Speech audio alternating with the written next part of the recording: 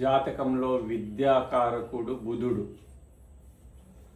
బుధుని బలము చూసి ఒక వ్యక్తి యొక్క విద్య ఏ విధంగా ఉంటుంది, బుధుడు పాపులతో కలిసి ఉన్నాడా, శుభులతో కలిసి ఉన్నాడా, గ్రహము అస్తగత్వం చెంది ఉందా, ఆ గ్రహం పాపకర్తరి యోగంలో ఉందా, గ్రహం నీచ స్థితిలో ఉందా, గ్రహంపై పాపగ్రహాల దృష్టి ఉందా, గ్రహ శత్రు నక్షత్రంలో ఉందా, 6వ స్థానంలోను 8వ స్థానంలోను 12వ స్థానంలో ఉందా, ఆ గ్రహము ఏ రాశిలో ఉందో ఆ రాశిలో ఆ గ్రహము బాల్య దశలో ఉందా, కౌమార దిశలో ఉందా, యవ్వన దిశలో ఉందా, వృద్ధాప్య దిశలో ఉందా, అది తెలుసుకొని మనము ఆ బుధుని యొక్క బలాన్ని మనము తెలుసుకోవచ్చు.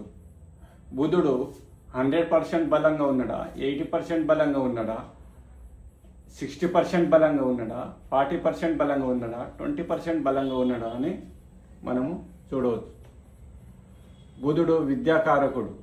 ఒక వ్యక్తి ఏ విద్యని అభ్యాసించగలడు, డాక్టర్ కాగలడా, ఇంజనీరింగ్ కాగలడా, లాయర్ కాగలడా, ఐఏఎస్ కాగలడా, ఐపీఎస్ కాగలడా అనేది బుధుడు ఆ గ్రహంతో కలిసిన కాంబినేషన్ గ్రహం చూసి మనము డిసైడ్ చేయవచ్చు.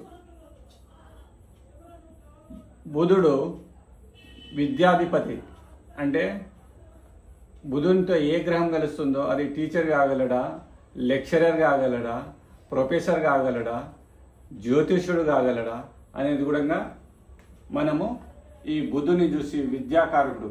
ఈ విద్య ఒక జాతకునికి ఎంతవరకు వస్తుంది, తన జాతకంలో శుభులతో కలిసి ఉంటే 100% ఉంటుంది, అదే పాపులతో కలిసి ఉంటే 40%, 60%. గ్రహము అస్తంగతం అంటే సూర్యుని 10 డిగ్రీల లోపు ఉంటే అస్తంగత్వం చెందుతాడు బుధుడు. ఎందుకంటే బుధుడు సూర్యుని వెనుక ముందు తిరుగుతూ ఉంటాడు. కాబట్టి గ్రహ పాపకర్తరి యోగంలో, గ్రహ పాపకర్తరి యోగం అంటే 2 పాపగ్రహాలు మధ్య బుధుడు ఉంటే దాన్ని పాపకర్తరి యోగం అంటారు. గ్రహ నీచ స్థితి, గ్రహం బుధుడు మీన రాశిలో నీచం పొంది ఉంటాడు. గ్రహంపై పాపగ్రహాల దృష్టి, ఏదైనా పాపులు కేతు కానీ, కుజుడు కానీ, రావు కానీ, శని పాపగ్రహ దృష్టి బుధునిపై ఉంటే అది 20%, 40% అది బలం ఉంటుంది. గ్రహ శత్రు నక్షత్రంలో ఉంటే, బుధుడు శత్రు నక్షత్రమైన అతనిపై ఉంటే కూడా అతని బలము తగ్గిపోతుంది. బుధుడు 8వ స్థానంలో కానీ, 6వ స్థానంలో కానీ, 8వ స్థానంలో కానీ, 12వ స్థానంలో ఉంటే కూడా బుధుని బలము తగ్గిపోతుంది. బుధుడు ఏ రాశిలో ఉంటాడో ఆ రాశిలో బుధుడు బాల్య దిశలో ఉన్నాడా, కౌమార దిశలో ఉన్నాడా, యవ్వన దిశలో ఉన్నాడా, వృద్ధాప్య దిశలో ఉన్నాడో కూడా చూడాలి. ఈ మొత్తం ఆ గ్రహాన్ని క్యాల్కులేషన్ చేసి ఒక వ్యక్తికి ఎంతవరకు విద్య వస్తుంది, ఆ వ్యక్తి ఐఏఎస్ కాగలడా, ఐపీఎస్ కాగలడా, డాక్టర్ కాగలడా, ఇంజనీరింగ్ కాగలడా, బ్యాంక్ మేనేజర్ కాగలడా, లాయర్ కాగలడా అనేది మనము చూడవచ్చు. ఆ వ్యక్తి బుధుడు ఏ గ్రహంతో కలిసి ఉన్నాడు, ఏ స్థానంలో కలిసి ఉన్నాడు, పాపస్థానంలో కలిసి ఉన్నాడా, కోణాల్లో కలిసి ఉన్నాడా, కేంద్రాల్లో కలిసి ఉన్నాడా, కేంద్రాధిపత్యం దోషం వచ్చిందా బుధునికి, ఇవన్నీ గణించి ఒక వ్యక్తికి ఏ విద్యాభ్యాసం చేయగలడు, ఎంతవరకు చేయగలడు అనేది మనము ఈ బుధుని విద్యాకారకుడైన బుధుడిని చూసి మనము తెలుసుకోవచ్చు. జాతకంలో విద్యాకారకుడైన బుధుడు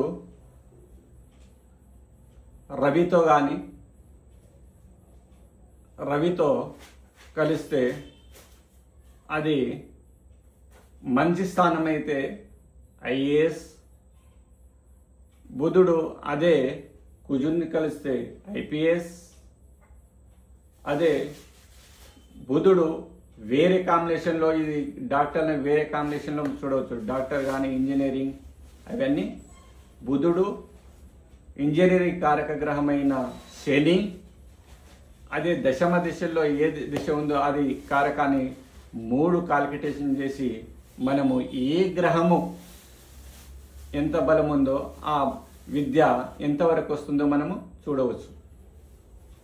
గ్రహం నీచ స్థితిలో ఉందా, నీచ స్థితిలో ఉంటే అది అంత బలాన్ని ఉండదు. కాబట్టి 6, 8, 12వ స్థానంలో ఉంటే దానికి పరిహార దోషం చేయించి అది 80% వరకు బలాన్ని చేసుకోవచ్చు మనం. ఈ విద్యాకారకుడు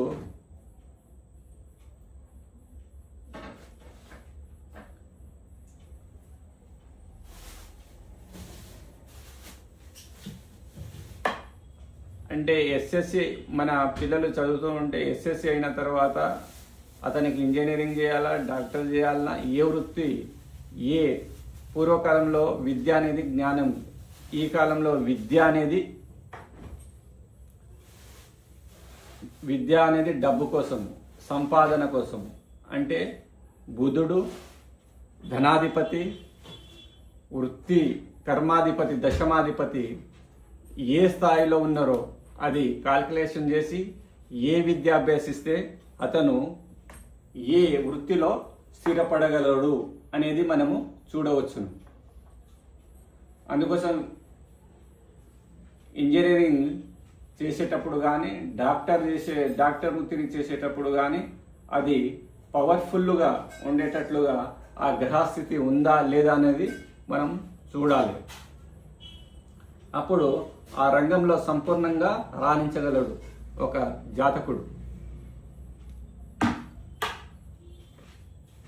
అదేవిధంగా ఆ రాశిలో బాల్య దిశలో ఉందా, కౌమార దిశలో ఉందా, యవ్వన దిశలో ఉందా, వృద్ధాప్య దిశలో ఉందా అనేది కూడా గ్రహించాలి మనం. ఈ మొత్తం కాల్కులేషన్ చేసి బుధుడు ఏ విధమైన కారకత్వాలను, బుధుడు ఇంతవరకు విద్య జ్ఞానం ఉంది అనేది మనము తెలుసుకోవచ్చు.